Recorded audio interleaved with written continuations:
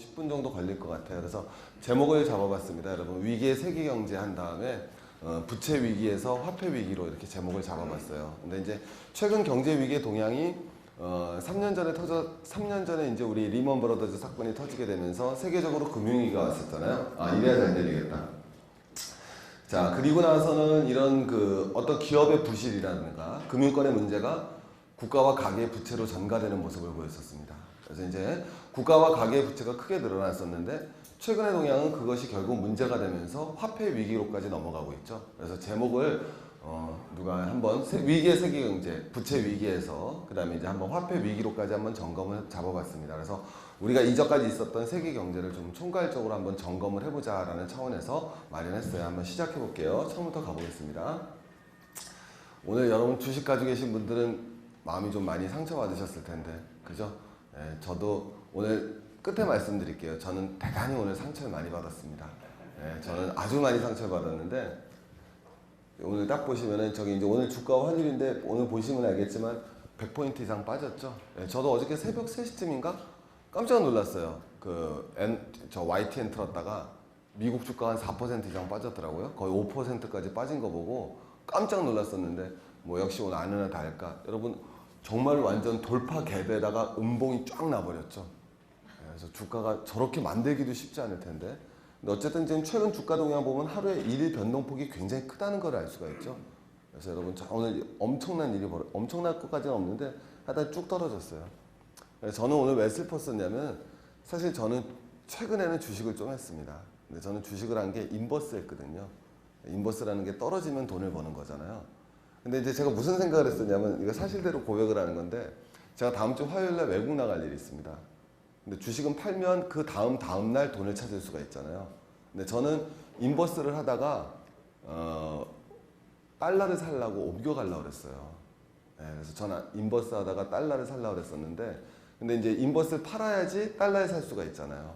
근데 제가 화요일 날 외국을 출발하기 때문에 월요일 날은 달러에 사고 가려면 금요일 날 팔아야 되거든요. 그죠? 목요일 날 팔아야지 금요일 날 하루 지나고 월요일 날 달러를 살 수가 있는데 그래서 목요일 날 마지막 종가에 인버스를 팔았어요. 네, 그리고 오늘 100포인트 떨어져 갖고 손해는 안 봤지만 하루만 더 들고 있었으면 지금 굉장히 해맑은 미소로 강의를 하고 있을 텐데 너무 개인적으로 지금 굉장히 상처를 많이 오늘 받은 날입니다. 그래서 어제 밤에 사실 새벽 3시에 미국 주가 5% 떨어진 거 보고 잠이 확 깼어요. 맛이 쭉 가는 줄 알았습니다. 그래서 오늘 어쨌든 저는 손해는 보지 않았지만 여기 계신 분들 중에서 손해 보신 분들도 많을 텐데 저도 오늘 굉장히 나름대로는 상처를 많이 받은 날이에요. 그래서 저는 이제 이전까지는 사실 쭉 인버스를 갖다 해왔었어요. 그래서 저는 기본적으로 뭐 생각을 하지만 이제 우리 첫날 미국에서 쇼크 먹고 확 떨어진 날부터 인버스를 했었거든요. 근데 이제 어쨌든 뭐 장기적으로는 버틸 수가 없는 주가였기 때문에 오늘 이렇게 폭락했다고 보는데 오늘 또 재밌는 거는 막판에 아주 재밌었죠. 예, 저는 그나마 이제 다행이라고 생각하는 건데 뭐 따라하시라는 뜻은 아니고 저는 월요일날 달러를 개인적으로 살 예정입니다. 근데 월요일날 이제 아침에 달러를 살 건데 다행히 막판에 오늘 환율이 계속 오르고 있었는데 오늘 끝날 때 1167원에 끝났거든요. 거의 30원 이상 정부가 마지막에 개입을 했습니다. 예, 그래서 30원 이상 떨어뜨렸죠. 근데 우리가 뭐 잘은 모르지만 이전까지 정부가 환율 개입해서 성공해 본 나라도 없고 우리는 더더욱 한 번도 성공을 해본 적이 없죠. 예. 환율을 올리는 거는 성공을 해본 적이 있어요, 우리가. 예. 그거는 뭐 어려운 일이 아니니까. 방치하는 데 성공해 본 적은 있지만 사실 그거 외에는 성공해 본 적이 없기 때문에 방치도 어떻게 보면 성공일 수 있으니까요. 근데 오늘 종가에 30원을 개입을 해서 환율을 떨어뜨려 놨거든요.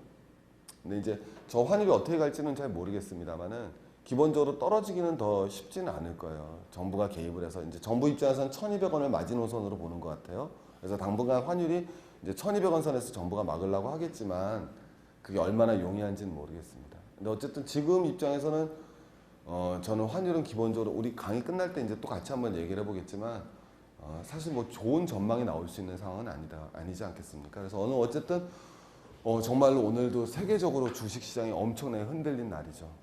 오늘 밤에도 또 어떻게 변할지 매일이 정말 재밌다고 그러면 안 되죠, 그죠? 매일 정말 뭐라 그래야 되나 곡소리가 나는 그런 상황이라고 볼 수 있겠습니다. 자, 오늘 일었던 일이 있었는데 또 뒤로 가면서 한번 가보죠. 이제 최근 여기 오신 분들은 그래도 저랑 좀 많이 아실 분들 계시지만 사실 제가 3년 전부터 일반이라고 만나게 됐었던 거거든요. 2008년 위기 직전에 만났으니까. 근데 제가 그때 방송 나와서 3년 전에 드렸던 말씀은 딱 두 개밖에 없었어요. 큰 주제가. 하나는 빚내서 부동산 사면 편하게 말할게요. 오늘 요새 뭐 프로그램 보니까 뭐 막말도 다 되더라고요. 근데 뭐냐면 제가 3년 전에 나와서 여러분들에게 드렸던 말씀은 딱 두 가지거든요. 그 당시에. 나도 경제는 모르지만 두 개는 해서는 안 된다. 하나는 해서는 안 된다는 게 빚내서 부동산 사면 끝장난다는 거였거든요. 근데 뭐 그거는 뭐 지금 부동산 살라고 이렇게 계획 가지신 분은 별로 없으실 거예요. 지금 부동산 시장에서 앞으로 살아남을 수 있는 건 어떤 거냐면요. 그 땅 있으신 분들이 집 져갖고 6평짜리 같은 거 있잖아요. 그 일본이 그렇게 갔거든요. 조그만 주택 져서 렌트하는 게 제일 나을 겁니다. 근데 그거 외에서는 뭐 42평 아파트를 사서 수익을 거두겠다 이런 놀라운 희망을 가지고 계신 분은 거의 없으실 거예요 아마.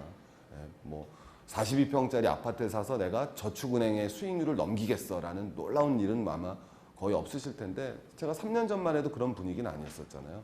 그때만 해도 아파트가 갈까 말까 사람들이 많이 고민할 텐데 제가 그때 드렸던 말씀이 부채를 내서 아파트는 사면 안 된다는 게 처음 말이었고 두 번째 이제 기억하시는 건 아마 저 금사라고 말을 많이 제가 했었었죠. 그리고 실제로 저는 금을 많이 가지고 있습니다. 실물로 저는 개인적으로 오늘은 되게 편한 자리라 금을 가지고 있는데 근데 이게 세상 일은 똑같은 게 아까 제가 돈 못 번 얘기 했죠. 인버스 해갖고는 하루 차이로 오늘 제가 갖고 있었으면 5% 먹었잖아요. 근데 금도 사서는 또 돈을 못 먹었어요. 왜 돈을 못 벌었냐면 그 3년 전에 제가 두 개를 살려고 그랬었어요. 금하고 석유를 살려고 그랬거든요. 왜 갑자기 투자 설명회가 됐네? 미치겠다. 자, 근데 가봅니다. 그래서 금하고 금하고 석유를 살려고 그랬는데 그걸 살려고 그러면은 먼저 달러로 바꿔야 되잖아요. 그래서 달러를 바꾼 다음에 석유를 살려고 걸었어요. 그 이제 살 수 있으니까. 근데 그거 갖다가 호가가 안 맞아갖고 못 샀거든요. 근데 그 다음 날부터 달러가 폭락하기 시작했습니다. 그래갖고 제가 달러로 큰 손해를 봤어요. 근데 어쨌든 그때 금은 샀는데 그래서 달러로 손해를 본 게 이제 금으로 만회를 했었습니다. 근데 제가 기억이 나는 게 제가 금 살 때 1g에 소장님 우리 얼마쯤 샀지? 37,000원? 37,000원쯤 할 때 샀었거든요. 근데 지금 오늘 얼마쯤에 68,000원쯤 하죠. 그래서 거의 2배쯤 올랐었습니다. 그래서 그 당시에도 말씀드렸지만 왜 그거는 어쩔 수가 그 시대에는 금이 오른다라는 거는 경제를 좀만 공부한 사람이라면 그거는 뭐 100% 불변의 진리요. 뭐 불변의 진리라기보다는 방향이 그렇게 갈 수밖에 없는 거였었으니까. 근데 어쨌든 그걸 아는 것과 돈을 버는 거는 전혀 다른 거니까. 근데 어쨌든 그랬었던 말씀이라는 게 제가 말씀드리는 거는 이제 3년 전에 말씀드렸지만 금이 제가 우리 기억나시나요? 요 금이 이만큼 있으면 이게 얼마다? 이거 이만큼 있으면 얼마겠어요? 이게 500ml니까 비중이 21이니까 금으로 치면 금으로 치면 1kg가 나오는 건가? 10kg가 나오는 거네. 그죠? 10kg 500g 나오는 거네. 그러면 1g에 지금 65,000원이니까 얼마죠? 6억 5천이네. 그죠? 7억쯤 되겠네요. 여기 금이 싸게 쓰면. 그죠? 웬만한 사람들이 평생 벌면 요거 하나 버는 거죠, 금. 그죠? 평생 버시면은 이거 하나 벌 겁니다. 우리 조교는 평생 벌면 이 뚜껑을 벌 수 있겠네요. 축하드려요. 자, 가봅니다. 자, 어쨌든 금값이 엄청 올랐죠. 자, 이제 하나씩 가보겠습니다. 먼저 이제 최근에 가장 큰 문제가 되고 있는 거는 이제 유럽이겠죠. 말할 것도 없이. 근데 유럽이라는 것이 이제 나오게 된 것이 이제 1년 만기 그리스 국채 금리가 94%라는 애가 됐으니까 사실 부도만 안 나면은 정말 탐나는 국채죠. 왜? 국채인데 100만 원 주고 사면 이자를 1년에 94만 원 주는 거니까 사실 저런 게 없죠. 부도난 저축은행도 이자 6%밖에 안 줬거든요. 그런데 나라가 94%를 줍니다. 여러분 그리스가요. 유로 축구도 하고 올림픽도 개최했잖아요. 올림픽 개최한 거 몇 년 안 됐거든요. 근데 이렇게 박살이 났죠. 그래서 그리스 5년 만기 부도 확률이 지금 몇 프로다? 98%. 그러니까 50년 안에 부도 날 확률이 98%인 나라죠. 실제로 이제 그리스란 나라는 부도가 난 거죠. 저게 정상적인 상태라면 이제 단신이 맡고 있는 거고. 그래서 이제 지금 문제가 되고 있는 사태는 이제 그리스로부터 촉발이 되는 거지만 그리스에 돈을 제일 많이 빌려준 은행들이 바로 유럽 은행이고 그 중에서 프랑스 은행들이잖아요. 근데 이제 프랑스 은행들이 또 우리나라에도 투자를 했는데 그리스가 이제 문제가 되니까 프랑스 은행의 신용이 떨어질 테니까 프랑스 은행으로서는 당연히 돈을 회수해서 BIS를 맞출 수밖에 없겠죠. 그러니까 우리나라에서도 돈이 많이 빠져나가는 거고 그래서 얼마 안 되는 사이에 우리나라 돈이 1조 7천억 달러가 빠져나갔다 그러죠. 그래서 우리나라도 굉장히 돈이 많이 빠져나간 상태입니다. 근데 여러분 이제 가보죠. 거꾸로 그리스의 위기는 지금은 다 말합니다. 유럽의 통합 위기로부터 발생했다. 제가 오늘 미리 강의를 하면서 저라면요. 오늘은 제가 좀 평상시에는 되게 중립적인 말씀만 드리는데 오늘은 제가 재투자한 얘기부터 시작해서 좀 어그레시브 이런 어이없는 제가 요새 영어 회화 공부해서 그래요. 너무 못했었는데 저는 지금 제가 여러분들한테 말씀드리고 싶은 건 뭐냐면은 제가 아주 간단하게 해서는 저는 지금 월요일에 제가 말씀드렸는데 이거 뭐 해도 되는지 모르겠지만 전 달러를 산다라고 말씀을 드렸잖아요. 근데 그게 왜 그런 결론이 나오게 됐는가를 말씀을 드리고 싶은 거예요. 그러니까 지금은 여러분 세계 4대 경제권이라는 게 있죠. 유럽이 있고 미국이 있고 일본이 있고 중국이 있잖아요. 사실 지금 게임은 서로 다 못난이 게임을 하고 있는 거죠. 누가 잘났냐 게임이 아니잖아요. 지금 게임은. 맞죠? 누가 잘났냐 게임이 아니라 못난이 게임을 하는 거죠. 누가 덜 못났냐는 거예요. 혹시 제 강의를 보신 분이 있겠지만 제가 그리스 첫날 폭락한 날 바로 우리 요번에 요날 맨 앞으로 가보죠. 보세요. 맨 앞으로 가주시면 제가 요날이죠. 요날 제가 그 오마이뉴스에다 강연을 올렸습니다. 그래서 이날 왜 주가가 폭락했는가라고. 지금 이제 찾아보시면 오마이뉴스에 있으실 텐데 그때 이제 제가 말씀드린 게 미국이 3적 양적 완화를 못할 거다라는 말을 했었거든요.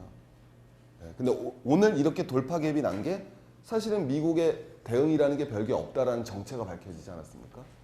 근데 왜? 양적 완화를 갖다가 기대를 했는데 그걸 못했다라는 게 명확해졌거든요. 거꾸로 제가 한번 물어보겠습니다. 왜 미국은 그러면 3점 양적 완화를 못할까요? 저는 왜 제가 자신 있게 전날 물론 제가 주가가 2,000 이하로 떨어지면 뛰어내리겠다고 했지만 주가가 2,000 이상 올라가면 뛰어내리겠다고 그랬지만 올라가서 아직 살아있긴 하지만요. 근데 이제 제가 말씀드리는 건 전날 말씀드렸던 이유는 뭐냐면은 미국 경제도 지금 대단히 어렵잖아요. 근데 지금 미국 입장에서는 어쨌든 어려운 상황인데 지금 또 하나의 문제가 되는 거는 이 어려운 상황에서 얼마 전까지 한 달, 2달 전에 나왔던 게 스태그플레이션의 우려가 대단히 심각하다는 얘기가 나왔었거든요. 맞지 않습니까? 지금 세계적으로 물가가 어때요? 전부 다 상승세가 있잖아요. 우리도 굉장히 어려운 게 뭐예요? 지금 물가가 높으면서도 경기가 침체되어 있는 상황이죠. 경기가 침체되어 있는데 물가가 올라간단 말이에요. 그럼 이 물가를 갖다 잡아야 되거든요, 미국은. 근데 미국이 그 물가를 잡을 수 있는 결정적인 수단을 이미 상실했죠. 물가는 뭐로 잡는 겁니까, 기본적으로? 금리로 잡아야 되는데 미국이 금리를 올릴 수가 없단 말이에요.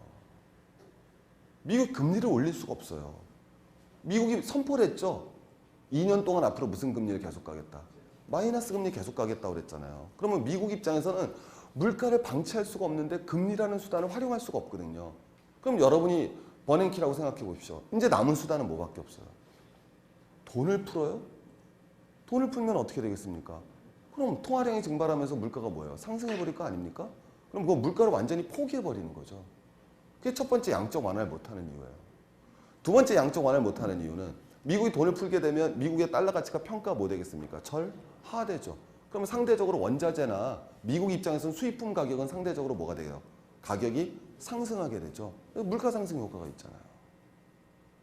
그럼 여기서 미국이 버틸 수 있는 방법은 달러 가치를 더 이상 내릴 수가 없는 상황이 되는 거예요. 그래서 양적 완화를 못한다는 거죠. 그렇다면 이제 제가 말씀드리는 거 이해 가시겠죠? 그러면은 상대적으로 무슨 가치? 달러 가치가 앞으로 약세가 되기는 미국 경제가 굉장히 힘들고 말도 안 되는 경제를 갖고 있지만은 그럼에도 불구하고 제가 봤을 때는 내 못난이 게임 중에서 미국과 유럽과 중국과 일본이라는 네 명이 지금 못난이 게임을 하고 누가 못났나? 그 못난이 게임에 우린 참석을 못하니까 우린 뭐야 정체가? 저는 모르겠어요. 일단 거기 참석을 못하고 있지만 이 네 못난이 중에서는 그나마 미국이 덜 못난이다라는 게 제 개인적인 생각입니다. 먼저 유럽부터 가보죠. 유럽을 통합을 했잖아요. 우리가. EU 통합을 왜 했느냐라고 사람들이 물어보는데 여러분 이것만 딱 보시면 금방 나옵니다. 왜? 저게 전 세계 GDP에서 세계가 차지하는 비중인데 우리 미국이 몰락한다 그러는데 전 세계 GDP에서 미국이 차지하는 비중이요. 크게 떨어지지 않고 있습니다. 보시면 금방 나오잖아요. 전 세계 GDP에서 차지하는 비중 나머지 뭐 라틴 아메리카나 뭐 아프리카 이런 귀염둥이들 그냥 여전히 아름답게 살아가고 있고요. 그러면 딱 보면은 딱 떨어진 건 EU가 떨어졌죠. EU가 떨어진 만큼 정확하게 중국과 인도가 올라선 거예요. 그게 여러분 그거예요. 자, 저 때만 보시더라도 1970년대만 보더라도 저 때 미국이 여러분 뭐예요? 단일 패권을 갖고 있지만 경제 규모가 EU가 10%가량 더 컸었죠.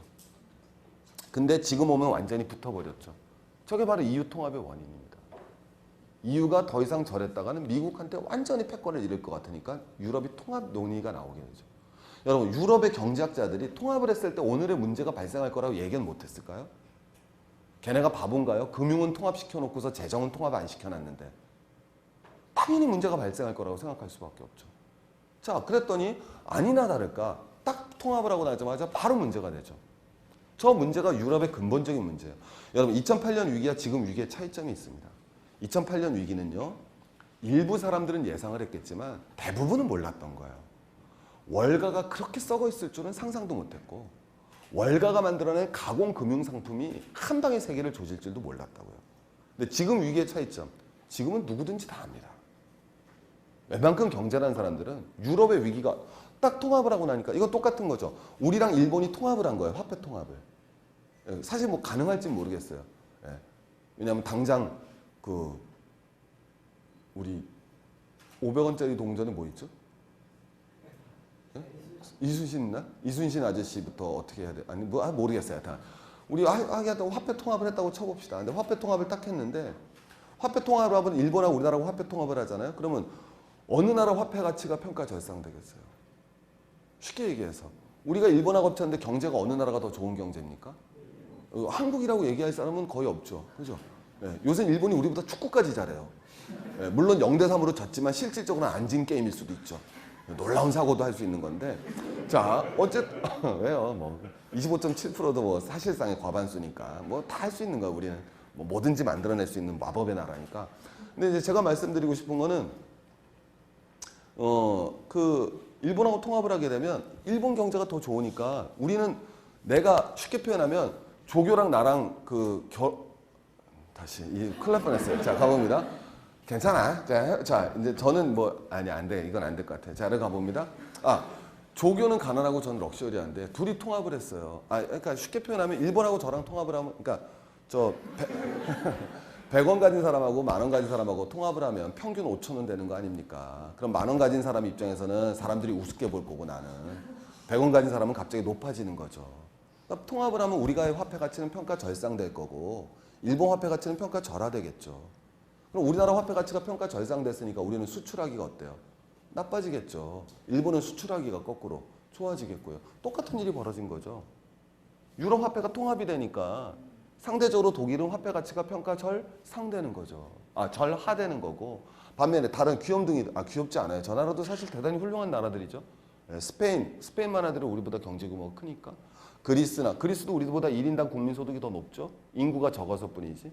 그렇지 않겠습니까? 포르투갈이나 이런 나라들은 어쨌든 독일보다는 귀염둥이니까 화폐 가치가 당연히 뭐가 되겠어요? 평가 절상되는 거고 독일은 평가 절하되는 거죠. 그러니까 독일은 안 그래도 뭐가 돼요? 수출이 더 늘어날 수밖에 없는 거죠. 그리고 저 나라들은 무역 적자를 볼 수밖에 없는 거고. 이게 태생적으로 안고 있는 문제점이죠. 그래서 사실 유럽 통합이 되면 저거는 필연적이라는 거는 누구든지 생각할 수 있었던 거고 저걸 어떻게 해결할 것인가에 대한 대책이나 종합적인 유럽에서 스케줄이 있었어야 되는데 그걸 갖지 못했다라는 문제죠. 자금의 모든 경제 문제는 근원은 사실상 정치에 있지 않습니까? 그게 이제 유럽에서 발생했던 문제이기 때문에 저 구조가 해결되지 않는 한 유로의 문제는 해결될 수 없다라는 건 명확한 거죠.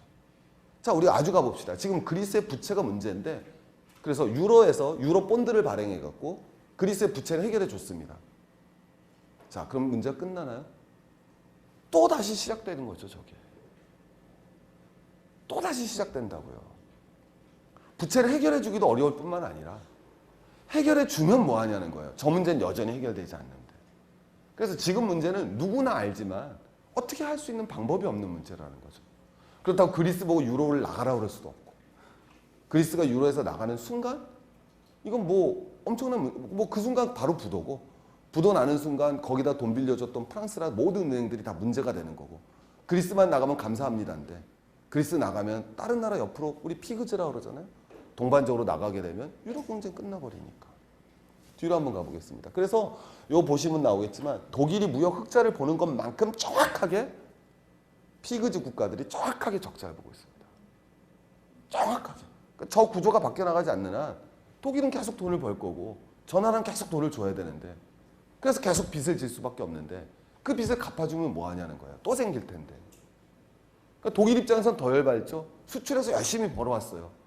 벌어와 놓고서 뭐예요? 걔네 빚 갚아줘야 되잖아요. 거꾸로. 그래서 독일 애들도 환장하고 피그즈도 환장하고 다 같이 환장하는 거죠. 영내 교역 활성화를 통해서 미국을 잡아보자. 그러나 그러기 위해서 무슨 통합을 이뤄냈습니까? 뒤로? 화폐 통합을 이뤄냈잖아요. 그래서 유럽의 금융정책은 당연히 ECB라는 유럽 중앙은행이 하고 있지만 기획재정부는 각국이 다 갖고 있는 거 아니에요. 저걸 통합할 수는 없잖아요. 저게 통합되는 순간 나라가 없어지는 건데. 그렇지 않겠습니까? 그냥 유럽국이 생겨버리는 거니까. 그 바람에서 이제 여러분 아시겠지만 어쩔 수 없이 저걸 예상을 했기 때문에 안정성 협약이라는 걸 맺어서 야, 통화정책 우리가 같이 하지만 재정정책은 나라마다 다로 하니까 야, 서로 너무 많이 빚내지 말자. 우리 빚낼 때 재정적자는 GDP의 3% 이내로 하자라고 약속을 했지만 뒤에 보면 다 나왔지만 독일도 못 지켰죠. 독일도 못 지켰습니다. 자, 그게 이제 바로 오늘날의 유럽의 근본적인 문제죠. 그래서 여러분 유럽이라는 곳이 어쨌든 유로라는 상태가 지금 이 상태에 있어서 결과는 우리 보면 알겠지만 저렇게 열심히 우리 80년대 이 한국의 모습을 나타내고 있다라고 볼 수 있겠죠. 그래서 유럽의 문제는 여러분들도 다 잘 아시겠지만은 실질적으로 현재 상황에서는 아무도 해결책을 내놓지 못하죠. 문제 원인도 다 알고. 사실 2008년 금융위기 터졌을 때는 어땠어요? 왜 터졌는지 몰랐잖아요. 그 당시에. 서프라임 모기지론이라는 얘기를 누가 알았습니까? 몰랐지 않습니까? 근데 지금은 여러분 뭐예요? 그런 거랑 위기랑 다른 거예요. 그리스부터 위기가 다 낸다는 거 다 알고 있는데 그런데 왜 지금의 위기가? 그러니까 위기라는 게 모르는 게 닥쳤단 말이에요. 그럼 어떻게 대책이라도 알고 이게 정체가 뭔지 알아나가면 될 텐데 이 문제는 뭐가 되느냐? 아는 건데도 대안이 없는 상황이니까. 그게 현실의 세계 경제에 이 뭐 잠재되어 있는 유럽의 기본적인 폭탄이 되는 거죠. 자, 두 번째로 가보겠습니다. 거꾸로 우리 경제 대단히 잘 나갔던 2008년 위기를 갖다 극복시켰던 거는 바로 저 나라의 힘이죠. 중국의 힘 아니었겠습니까? 중국이요 대단히 재밌는 게 외환 보유고가 3조 달러거든요. 3조 달러라면은 뭐 이거 엄청난 거죠. 3,500억 뭐 치기도 어려워요. 30조, 300조, 3,000조, 3,500조쯤 되는 나라인데 말이 3,500조지. 우리나라 1년 GDP가 1,000조니까 우리나라 GDP의 3배 정도를 현금으로 들고 있으니까 사실 저 힘으로 가는 거죠. 중국이란 나라의 힘은. 중국이 지금 어디에서도 뭐 큰 소리 칠 수 있는 건 바로 저 3조 달러 힘 아니겠습니까? 근데 재밌는 게 2년 만에 1조 달러가 늘었어요. 중국이 외환 보유고 많은 건 다 아시겠지만 포인트는 뭐냐면 제가 말씀드린 거는 외환 보유고 많다가 아니라 2년 사이에 1조 달러가 늘었다는 거예요. 그럼 재밌는 거는 중국이 1년 동안 무역 흑자를 내면 2천억 달러 법니다. 그럼 2년 동안 벌었으면 4천억 달러 벌었어야죠. 정확히는 3조 2천억 달러가 됐으니까 8천억 달러가 더 들어왔어요. 중국에 2년 동안. 그럼 그건 어디서 뭐 갖고 왔겠습니까? 수출 안 하고 돈이 들어오는 방법. 중국에 투자했겠어요? 그동안? 투자는 이전까지 많이 받았잖아요. 전부 투기 자본 들어간 거예요. 저기에. 네. 왜? 그 당시엔 사람들이 뭐로 판단한 거죠? 유로, 중국, 그 다음에 미국, 어디죠? 나머지 하나가? 한중엔, 그 중엔 중국이 낫다라고 판단을 했던 거죠. 그래서 지금 중국의 한머니들이 굉장히 많이 들어가는 겁니다. 저 외환 보유가 건실하기도 하지만 어쨌든 저 돈이 있는데 너무 많아서 문제인데 그럼 저 외환 보유 가지고 뭘 했느냐 중국이. 뒤로 가보겠습니다. 물론 중국이 빨리 성장하는 거고요. 그 다음에 뒤로 넘어가 보면 제가 늘 말씀하지만 이 GDP라는 거는 여러분들 요거 하나는 제가 편하게 말씀드려요. GDP를 구성하는 건 딱 3개거든요. 경제 3주체는 어디죠? 민간, 가계, 정부거든요. GDP도 딱 그 3명이 구성하는 거예요. 정부가 GDP를 내는 건 정부 지출이라고 그러고요. 기업은 어떻게 GDP를 만듭니까? 투자해서 만들죠. 그래서 그걸 민간 투자라고 그러는 겁니다. 가계는 어떻게 해서 GDP를 만든다? 소비해서 만드는 거거든요. 그래서 민간 소비라고 그럽니다. 그래서 경제가 성장할 때 가계가 중요한 역할을 하느냐, 기업이 중요한 역할을 하느냐, 정부가 중요한 역할을 하느냐. 딱 그렇게 볼 수 있는 거거든요. 미국의 경제 성장은 다 누가 이뤄냈다? 보시면 알겠지만 전부 가계가 한 거예요. 가계가 70%니까. 다 소비로 이뤄낸 거죠. 미국 경제 성장. 거꾸로 일본이나 한국 같은 게 정상적이라고 일반적으로 보면은 중국은 어디가 했다? 전부 다? 가계가 한 게 없죠. 전부 다 뭐가 했다? 기업이 한 겁니다. 기업이 투자해서 수출해서 먹은 거죠. 딱 나와 있잖아요. 중국이라는 나라가 어떻게 해서 성장했느냐. 기업이 투자해서 수출로 번 나라 끝. 그게 중국이거든요. 그럼 중국이 기업이 뭘 투자했는지를 딱 보면 되는 거죠. 뒤에 수출했죠. 그죠? 그래서 정확히 저것도 재밌는 게 미국이 적자 보는 만큼 딱 중국이 흑자 봅니다. 자, 그 다음에 이제 하나만 더 가보면 전 이건데 여러분 중국이 미국을 꺾고 1인당 1위 한 게 딱 하나 있습니다. 설마 중국이 미국보다 1인당 뭐 복지 지출액이 많겠어요? 그러진 않겠죠. 1인당 전기 사용량이 많겠습니까? 1인당 물 사용량이 많겠습니까?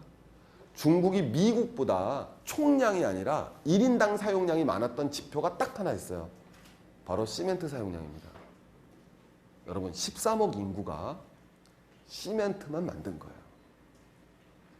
이게 중국이에요. 최근에. 그게 세계 경제를 2008년을 위기를 살려냈던 게 중국이라고 그러는데 우린 주목해야 된다는 거죠. 제가 오늘 드리고 싶은 말씀은 요번에 또 위기가 닥치는데 이번에 구원투수는 누구냐는 거예요. 세계 경제. 2008년에 구원투수 누구였습니까? 중국 아니었습니까? 근데 그 구원투수가 어떤 공을 던졌는지 보자라는 거예요. 왜? 그래서 그 구원투수가 제대로 된 구질과 제대로 된 공을 던져서 했으면 그 사람은 회복됐을 거 아닙니까? 네. 그러면 문제없이 갈 수 있는 건데. 오케이? 두 가지 보셔야죠. 걔가 어떤 공을 던져서 우리를 회복시켰냐는 거예요. 2008년에. 중국이 경제 회복시켰어요. 세계 경제를 무너져가는 경제를 다 인정하지 않습니까? 다 중국 이제 G2. 얼마나 놀라운 일입니까? 사실 무슨 G2예요. 왜? 중국의 GDP는 아직도 미국의 5분의 2가 안 되잖아요. G2라고 하려면 그래도 반은 넘어야지 G2 되는 거 아닌가요? 그래야지 뭐 G2라고 얘기할 수가 있지 않겠어요? 경제적으로. 근데 아직 중국은 미국의 3분의 1이잖아요. 그 수준이. 근데 이미 G2? 굉장히 좀 어울리지 않았는데 G2란 위상을 가졌던 거는 2008년 금융위기를 2008년 전에 누가 G2란 용어를 썼습니까? 그렇지 않겠습니까? 왜? 그때 G7밖에 없었죠. 그러다 G2 됐고 G7 나머지 6개가 너무 하도 귀여우니까 G20 만들어서 우리가 크게 우리가 그거 우리 작년에요. G20 안 했으면 나라 망했습니다. 경제 유발 효과가 20조래잖아요. 그거 없었으면 우린 지금 망했어요. 평창 올림픽 못 하잖아요. 우리 큰일 뻔한 거예요. 그거 27조잖아요. 삼성경제연구소에서. 놀랍지 않습니까? 그러니까 우리는 진짜 생각만 해도 끔찍해요. 자, 어쨌든 간신히 우리가 G20을 개최해서 이제 경제가 여기까지 그나마 버티고 있는데 이제 평창 올림픽을 통해서 이제 더 힘껏 나가야겠죠. 근데 제기랄. 자, 한번 가봅니다. 뭐냐면 그래서 결국은 중국이 세계 경제를 구했다라는 것은 시멘트를 구했다라는 거예요. 시멘트로 저 부동산 저 가격 지수 보세요. 우리도 못 해낸 거잖아요. 우리도 웬만하면은 어디 가서 부동산 하면 어디 가서 부끄럽지 않은 민족인데 우리도 못 해낸 일을 쟤네가 해냈잖아요. 2003년에서 2010년 7년 동안 베이징의 아파트 가격이 9배가 오릅니다. 여러분 이것도 9배 오르면 돌아버릴 텐데 이게 9배 올라도 난리가 날 텐데 부동산 가격이 9배가 오릅니다. 여러분 저기 서민은 어떻게 됐겠어요? 왜 그러죠? 제가 말씀드리지만 중국이라는 나라가 전체 인구의 0.5%가 전체 국부의 70%를 갖고 있는 나라 아닙니까? 생각하면 너무 끔찍하잖아요. 우리 여기 200명 앉아있으면 한 명이 모든 부의 70%를 갖고 있는 나라. 그게 중국이잖아요. 그래서 인터넷 뭐 대륙 시리즈 쳐보면 가끔 뭐 재밌는 것도 나오는데 하여튼 그게 중국이란 나라란 말이에요. 근데 여기서도 이제 딱 보여주면은 나머지 사람들의 삶이 어떤 게 나오는 거죠. 건전한 내수 육성과 뭐 하방했다 그러지만 무슨 뭐 건전한 내수를 육성시키고 건전한 소비를 통해서 세계 경제를 구원했던 게 아니죠. 가서 시멘트 꼬라 박아서 구한 겁니다. 아파트 가격 연락이 올려서. 중국 정부가 지금 뭘 할 수 있을까요? 여러분이 지금 중국 정부 관리입니다. 돈을 풀 수 있을까요? 다시 한번 세계 경제 위기에? 저걸 어떻게 감당하려고요? 네. 저 거품을 어떻게 감당하려고요? 이번에도 실질적으로는 중국도 구원투수로 나가기. 여러분 저는 제가 하나 말씀드리는 게 제일 저는 뭐 제가 이제 개인적으로 그 중국에다가 특히 중국에서 여러분 우리 지금 저축은행 보셨죠? 저축은행이 알고 뚜껑을 열어봤더니 괜찮아요? 완전히 진짜 케어이 없습니까? 어떻게 말을 할 수도 없죠. 썩어도 이렇게 썩을 수도 없고 거기 정말 정말 그 5천만 원 이상 돈을 넣어놓은 사람들이 그 정말 얼마 그 가슴 아플 뿐만 아니라 사실은 진짜 그 저도 맨날 그 돈 넣으면 안 된다라고 수도 없이 말씀을 드렸었지만 저도 이렇게 썩은 줄은 몰랐었어요. 근데 제가 드리고 싶은 말씀은 우리나라 저축은행이 더 썩었겠어요? 중국 공상은행이 더 썩었겠어요? 전 더 말씀드릴 게 없다고 생각합니다. 지금 세계 은행 랭킹 1, 2, 3위가 다 중국은행이거든요. 뭐 모건리 스탠드냐 이런 기업 뭐 BOA가 아니라 시가총액 1등, 2등, 3등이 중국은행이에요. 그건 건들지 마세요. 해외 투자를 하시더라도. 중국에 좀만 사업하고 있으신 분은 아시겠지만 한국저축은행이 더 저는 한국저축은행에 돈 맡길래 중국은행에 돈 맡길래 하면 그래도 저는 한국저축은행에 맡길 것 같아요. 개인적인 생각이에요. 발표를 못할 뿐이지. 그렇지 않겠습니까, 여러분? 그러면 이제 여러분 중국도 실제로 이번에는 할 수 있는 일이 없다. 시멘트 사용량을 2배로 더 높일 수는 없잖아요, 여기에서. 그렇지 않겠습니까? 그럼 세계 시멘트가 다 없어질 판인데. 그래서 이제 중국도 제가 말씀드리는 거는 이번에는 아마 구원투수로 나오기가 대단히 어렵다. 2011년에서. 자, 이제 또 한 번 가보겠습니다. 그 다음에 이제 일본은 그냥 보기만 하면 가슴이 아픈 나라. 답답하죠. 우리 어떻게 보면 우리가 이런 얘기하면은 일본인데 우리가 정말로 야 저렇게까지 완벽하게 쫓아갈 수 있나라는 상황이 벌어지고 있는 게 일본이죠. 우리가 완벽하는데 뭐 아시겠지만 이게 어떻게 해요? 경제가 약해지면 자기 나라 화폐 가치가 평가절하돼야 되지 않습니까? 그래야지 수출도 되고 경제가 원상 회복이 되잖아요. 우리 IMF 어떻게 극복했습니까? 물론 극복했느냐 안 했느냐 논란도 많지만 사실 IMF 극복한 방법 간단하잖아요. 우리가 경제가 어려워지니까 우리 가치, 화폐 가치가 평가절하되지 않았습니까? 그리고 굉장히 힘들었지만 그걸 동력으로 해서 수출하고 뭐 해서 간신히 복구한 거 아니겠습니까? 그럼 일본도 마찬가지로 그래야 되겠죠. 근데 저 나라는 경제가 허약해지면 허약해질수록 자국의 화폐 가치가 평가절상되는 놀라운 나라니까. 왜? 저는 요새 무슨 생각을 하냐면 학생들한테 경제를 가르치는 입장에서 경제를 설명할 방법이 없어요. 왜? 다 거꾸로니까. 아니 상식적으로 그리고 저는 교과서에서 가르칩니다. 야 시장이 왜 중요하냐? 저는 대단히 시장이 중요하다고 생각하는데 시장 환율의 시장 원리가 뭐가 되겠습니까? 수출을 많이 해서 달러를 많이 갖고 오면 그 나라 힘이 세지니까 그러면 세지게 되니까 그 나라 화폐 가치는 평가절상되니까 그 다음부터는 수출하기 어려워지니까 다시 원래로 균형으로 돌아간다. 이렇게 가리키는데 일본 딱 보면 완전히 거꾸로죠. 경제가 어려워지면 화폐 가치는 더욱 좋아집니다. 왜? 일본이 다 아시겠지만 와다나베 부인들이 전부 다 외국에다가 엔캐리 트레이드 했잖아요. 그러다 불안하면 다시 돈 다 걷어들이는 거 아니겠습니까? 그러니까 일본 돈 다 살라고 그러니까 일본 화폐 가치는 평가절상돼. 경제만 어려워지면 환율이 오르는 놀라운 나라. 그래서 일본은 경제가 어려워질수록 명동에 갔더니 일본 말이 들린다. 그건 바로 뭐다? 일본 경제가 어렵구나. 동요죠. 굉장히 재밌는 아이러니한 거죠. 원래는 경제가 잘 돼야지 이게 외국도 놀러 가서 호화 쇼핑도 하고 그러는 건데 그런 게 아니잖아요. 그래서 딱 보시면은 원전 폭발 뭐 계속 원전 뭐 지어야 된다고 얘기는 하겠지만 뭐 사람 2만 명 죽은 건 일도 아닌가 봐요. 그래서 어쨌든 원전 폭발로 대타격을 입었는데 엔화는 계속 초강세잖아요. 그래서 오늘도 뭐 70 뒤로 넘어가 보겠습니다. 그래서 보시면 알겠지만 일본 부채는 말할 것도 없고요. 그래서 일본은 GDP의 2배가 부채인 나라니까 내가 소득이 1,000만 원인데 부채가 2천만 원 있는 나라니까 저 빚을 어떻게 감당을 하겠습니까? 물론 저 빚에서 외국이 투자한 돈이 없고 당연히 자국민이 사준 돈이기 때문에 문제는 없겠지만 사실 언젠간 갚긴 갚아야죠. 뭐 자국민이든 외국인이든. 다만 외환위기 같은 건 없겠죠. 다 자국민이 사줬으니까. 그래서 여러분 거꾸로 일본은 최소한 제가 이런 표현하면 뭐하지만 제 생각에는 일본은 제가 영원히 아마 경제 회복이 어렵지 않나. 그래서 영원이란 말을 이렇게 함부로 쓰는 영원이라는 거는 이제 제 입장에서는 제가 죽을 때까지가 영원이 아니겠어요, 그죠? 그럼 우리가 한번 40년 뒤를 보자 이거예요. 40년 뒤. 40년 뒤에 우리 조교는 아마 아줌마가 되어 있겠죠. 저는 흙이 되어 있을 것 같아요. 여기 흙 되실 분 많은데 왜 그러세요? 자, 나옵니다. 근데 그 전까지는 제 금리를 못 올리잖아요. 일본은 금융정책이 없는 나라죠, 기본적으로. 일본이 뭐 지급준비율을 변화시켰다는 기사 읽어보신 적 있습니까? 중국은 나오죠. 금리를 올렸니 내렸니, 지급 준비를 올렸니 내렸니. 일본은 그런 기사 한번 찾아보세요. 신문 기사에. 한 번도 없어요. 그런 기사가 없습니다. 금리와 관련된 기사가 없어요. 왜? forever 제로 금리. 끝이에요. 여러분, 일본 뒤로 가봅니다. 일본이라는 나라가 얼마나 재밌냐면 세금을 81조 엔을 걷습니다. 우리로 치면 한 1200조 걷는 거죠.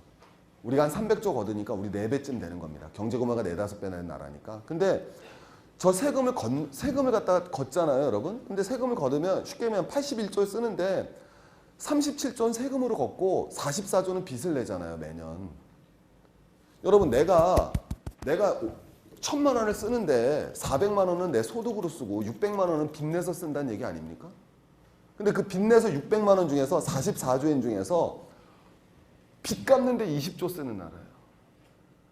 그러니까 여러분, 내가 1000원을 갖다 버는데 1000원이 내가 1년에 쓰는데 400원은 번 걸로 쓰고 600원은 빚을 내서 그 중에 200원은 빚 갚는 데 쓰는 겁니다. 그럼 저 원리금이 20조 엔이잖아요. 그럼 이제 제가 말씀드리는 게 저건데 쟤네가 빚이 얼마다? 정부 빚이 앞으로 가봅니다. GDP 2배니까 일본 GDP가 얼마쯤 되겠습니까? 여러분, 우리나라 5배죠. 5천조예요. 5천조에 2배니까 얼마가 되겠어요, 저게? 1경이에요, 빚이. 그럼 여러분, 1% 이자면 얼마입니까? 1경에 1%. 100조예요. 쟤네 1% 금리만 올리면 정부가 100조를 부담해야 되는 나라예요. 어떻게 올립니까, 금리를? 그러니까 일본 정부는 그냥 절름발이 정부인 거예요. 이게 우리 뭐 항상 그렇지만 사실 그냥 닦아놓고 민주당이 인제 집권하면 뭐합니까? 일본에서 민주당이 집권했어요. 다들 희망이 있었죠.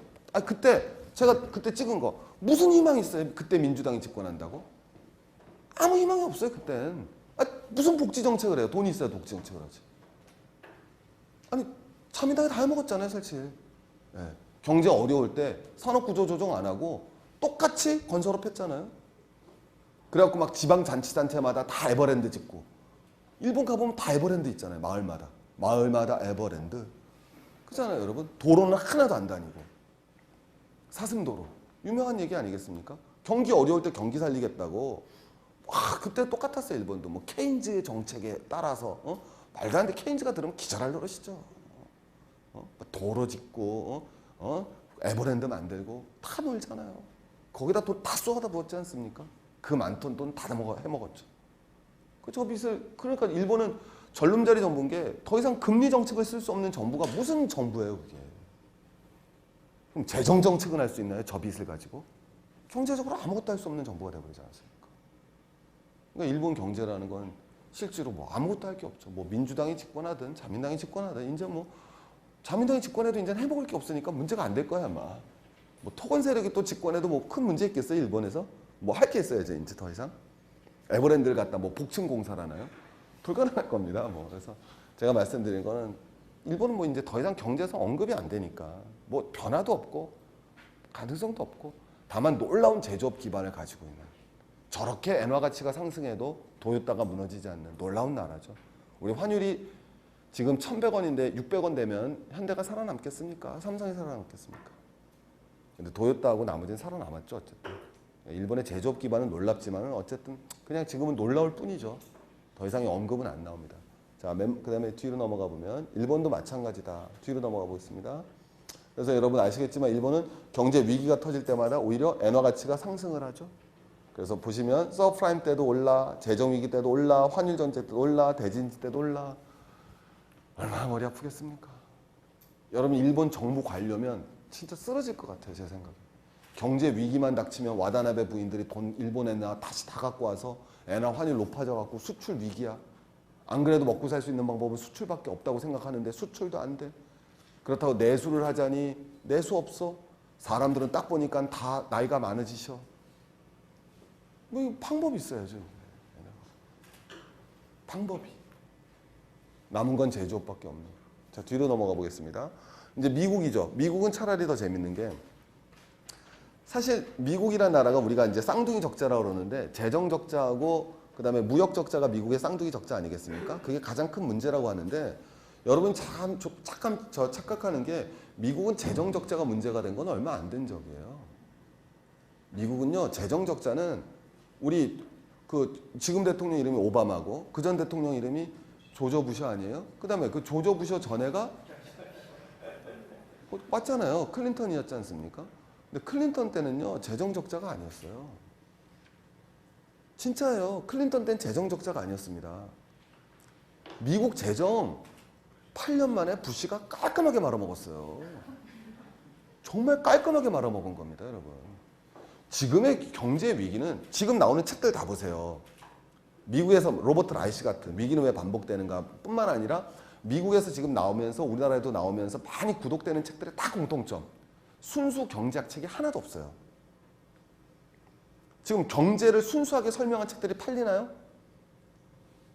하나도 안 팔립니다. 경제 원론 갖고 지금 경제 설명할 수 있어요? 하나도 설명 못해요. 왜 설명 못합니까? 신자유주의적 입장이라 걔네 말고 딴 애도 설명 못해요. 이유. 현재 작금의 경제 위기의 근원에는 정치 위기가 자리 잡고 있기 때문에 경제학만 갖고는 설명할 수가 없거든요. 미국이 지금 경제 위기에 빠진 거 제가 말씀드리지 않습니까? 미국의 제일 큰 경제 문제 지금 뭐라 그래요 다? 국가 정부 부채라고 그러지 않습니까? 클린턴 때 재정 적자 아니었다니까요. 아니었어요, 여러분. 미국의 우파가 바뀌었어요. 지금 티파티죠. 그 전까지만 해도 우리 제일 대표적으로 누가 있겠어요? 미국 부통령 캐니 스타일 아니에요? 그 아주 네오콘들 아니었어요? 한번 3년 4년 전에 미국 우파들이 나왔던 거와 지금 방송하고 비교를 해보자고. 우린 잠깐 까먹는데 5년 전에 미국 우파하면 다 네오콘이었어요. 보수주의자들, 매파, 미팽창주의, 전쟁도 불사하지 않는. 사실 9.11 테러가 어떻게 보면 그 사람들 입장에서는 뺨 때려준 거 아닙니까? 이거 제가 말한 거 아니죠. 폴 크루그먼이 말한 거 아니에요? 울고 싶었던 때 뺨 맞았던 미국의 우파들이 전쟁광으로 돌변하여. 제가 한 말이 아니죠. 폴 크루그먼이 한 거예요. 좌파 사람이 말한 게 아니라. 네. 그잖아요, 여러분.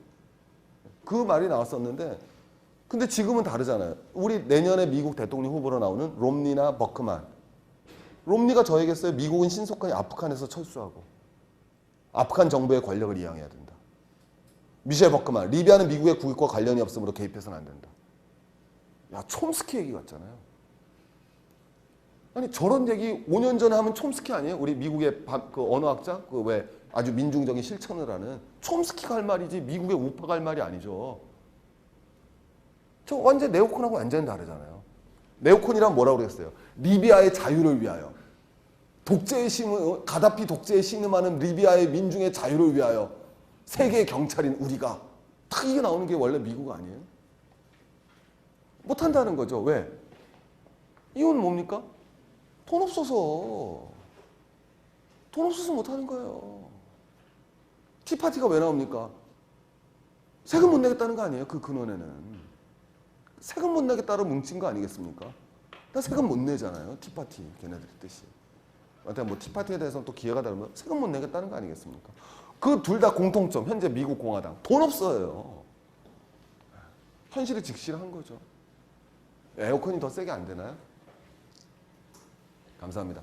뒤로 넘어갔습니다. 그래서 뭐 더 아시겠지만 이제 나오는 거지만 실제로 미국이라는 것을 그럼 미국 재정을 거덜내 먹은 거는 조지 부시가 거덜내 먹었습니다. 네, 그럼 걔가 거덜내 먹은 방법은 딱 두 가지로 거덜내 먹었죠. 아 이게 크니까 이건 소리가 안 나오나. 하나는 뭐가 되겠습니까? 거덜내 먹은 거 하나? 여기 나와 있죠. 하나는 전쟁이죠. 왜? 저 2차 세계대전은 빼고 2차 세계대전은 뭐 미국이 부응하는 전에 근데 어쨌든 이라크 아프간전에서 공식적으로 쏟아부은 돈이거든요. 저게 공식 전비예요. 그럼 일반적으로 비공식 전비까지 합치면 4배 정도 봅니다. 5조 달러 털어먹었거든요. 미국이.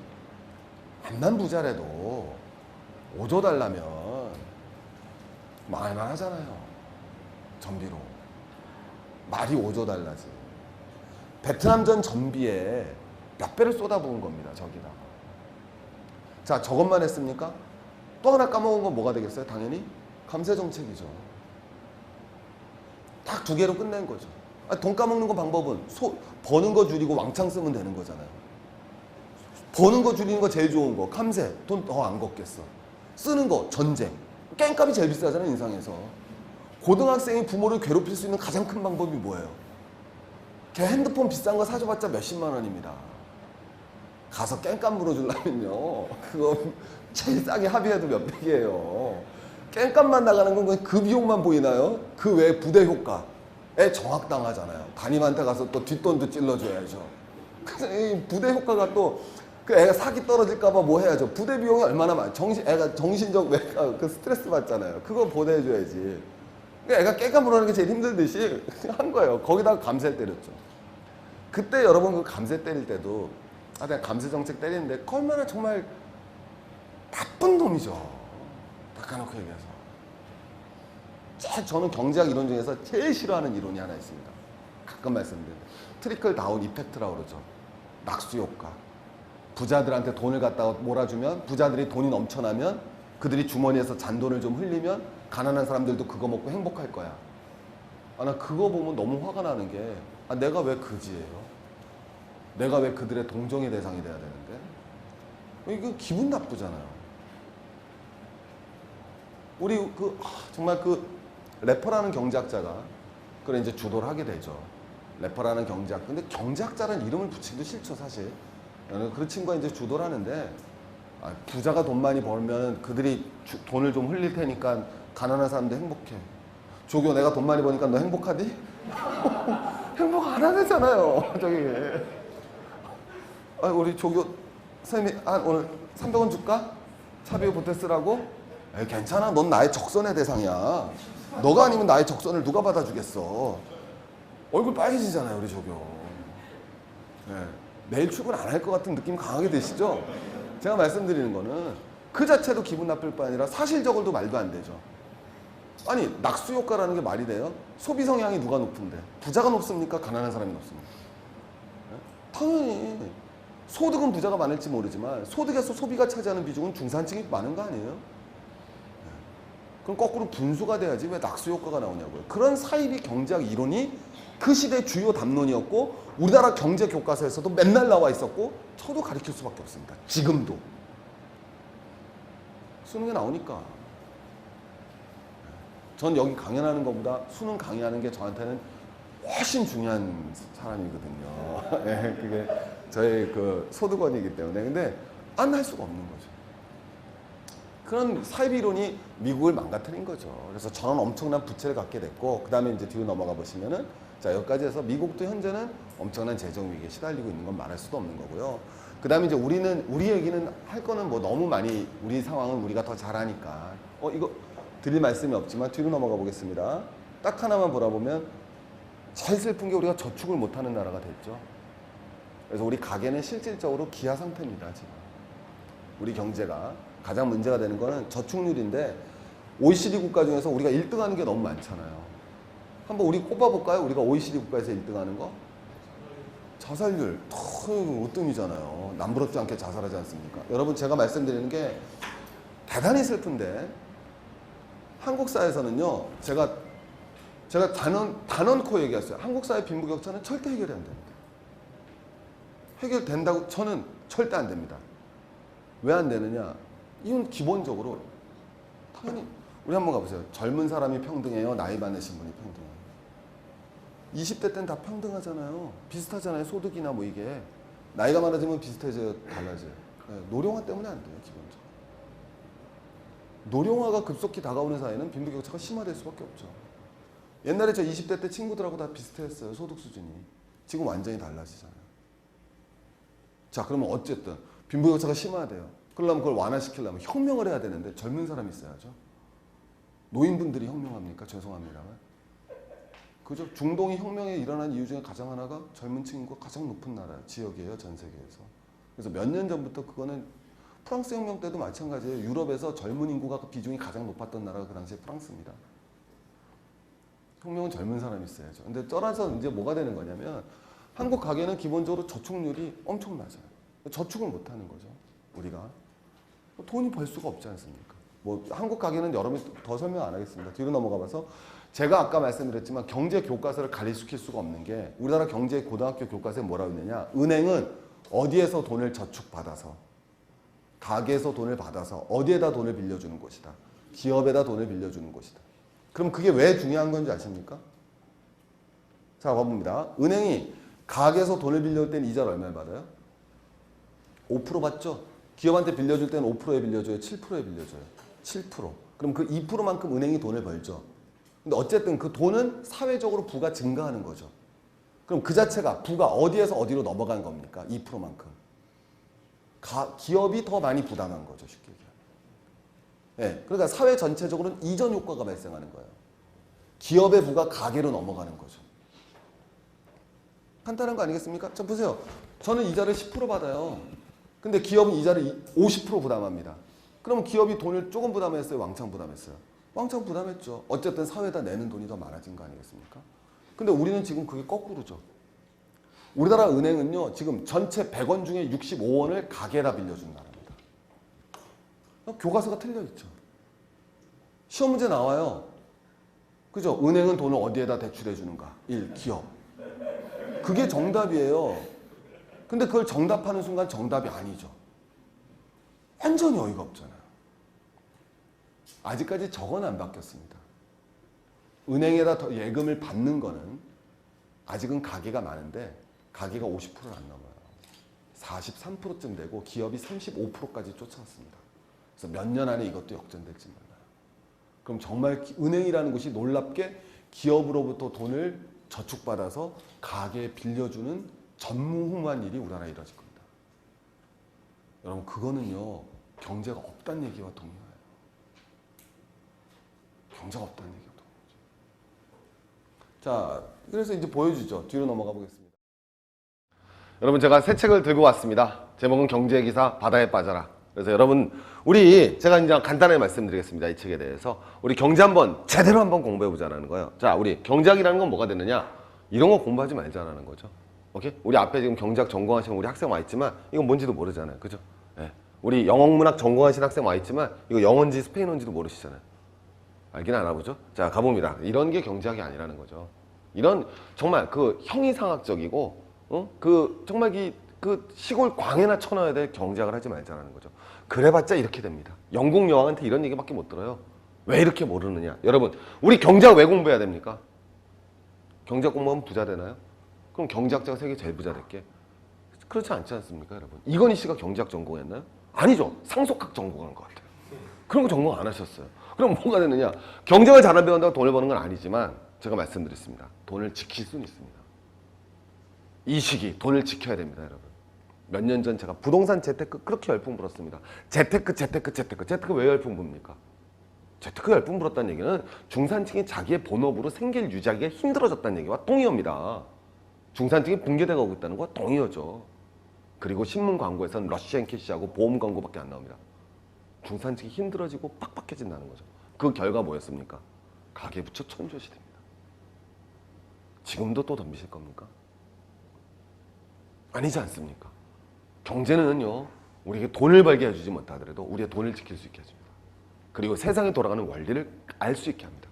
세상에 돌아가는 원리를 모른다면요, 결국은 당하게 되어 있습니다. 또 당하실 겁니까? 그렇지 않습니다. 우리 알아서 지킵시다. 자, 그러면 제일 좋은 경제학 교과서는 뭐냐? 저는 여러분 당연하게 말씀드릴 수 있습니다. 바로 일간지의 경제면입니다. 일간지의 경제면 나오는 매일 배달되는 경제 교과서이고요. 매일 숙제를 주고 매일 새로운 수많은 인력이 투여돼서 매일같이 신문기사를 만들어냅니다. 그 이상 가는 여러분 경제학 교과서가 어디겠습니까? 하지만 치명적인 약점이 있습니다. 용어가 어렵고요. 그리고 경제 현상은 총체적으로 복잡합니다. 그러나 경제기사는 단편적으로 서술을 하죠. 마지막으로 너무나 많은 거짓말들이 나와 있습니다. 제가 말씀드리지만 우리 경제신문 기사 모든 광고가 기본적으로 부동산 광고입니다. 그 영향에서 어떻게 자유로울 수 있겠습니까? 거짓말을 벗기고 복잡한 현상을 가볍게 풀어내고 단순화시켜야 됩니다. 그리고 나서 어려운 경제 용어까지 잡아내셔야 됩니다. 어떻게 할 수 있냐고요? 여기 있습니다. 그래서 여러분 지금 경제 바다에 풍덩 빠지셔가지고 경제 용어 잡아내시고 복잡한 경제 현상을 단층적으로 뚫어내시는 CT 촬영기와 같은 힘을 가지시면서 거짓말을 잡아냅시다. 우리 알아내서 당하지 말고 재산을 지킵시다. 함께 갑시다. 감사합니다.